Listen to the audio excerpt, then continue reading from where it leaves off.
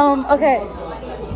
So, so we are going to be teaching you guys about figurative language and how figurative language is used in an author's text. So there's certain type of figurative language that authors use in the text. Okay, never mind. So figurative language used in a text is the author's way of making a picture in your mind with words. Yeah, like enhancing and emphasizing words in a text. So it can be used to create a picture in your mind.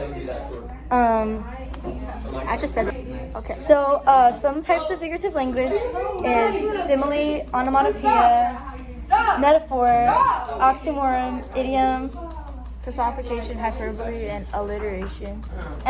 Leotes, imagery, illusion, synechoge, and Where?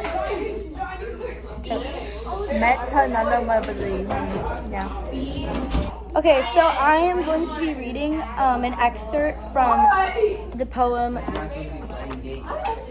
Jaguar by Francisco X. Alarcon.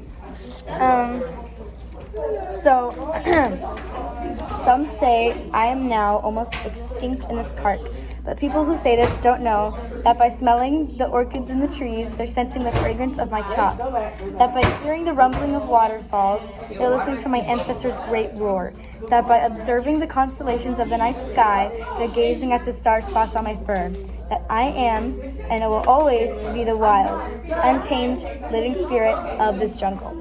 So, did you guys notice any of what I just read? Any words that use figurative language or stuck out? I'll give y'all a second to think about that. Okay, so some words, some was in stanza 7, 8, and 9. So that by smelling of the orchids in the trees, they're sensing the fragrance of my chops. So they're basically using figurative language to say that the people in the jungle that are smelling the trees, they're smelling the scent of the jaguar. Another one that was in this poem was stanza 19, 20, 21, 22, 23, 24. So that by observing the constellations of the night sky, they're gazing at the star spots on my fur. That I am and will always be the wild, untamed living spirit of this jungle. Go away, Micah. Bye, Micah. Dumb. So that right there is saying that that when the people look at the sky, they're looking at because the stars are look like the jaguar spots. So that's what they're basically saying.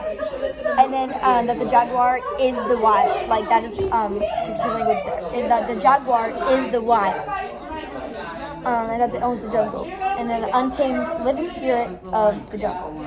So that is how you find figurative language, and that is how you find figurative language in an author's text and figuring out what it means. So now that we've taught you this, I want you guys to try it yourself on any story that you read. Doesn't matter. Just try looking at the figurative language and identifying the figurative language, and then putting it all together and understanding what it all means. So that's it. So This video sucks. So that's it. Anyways, thank you guys. Bye.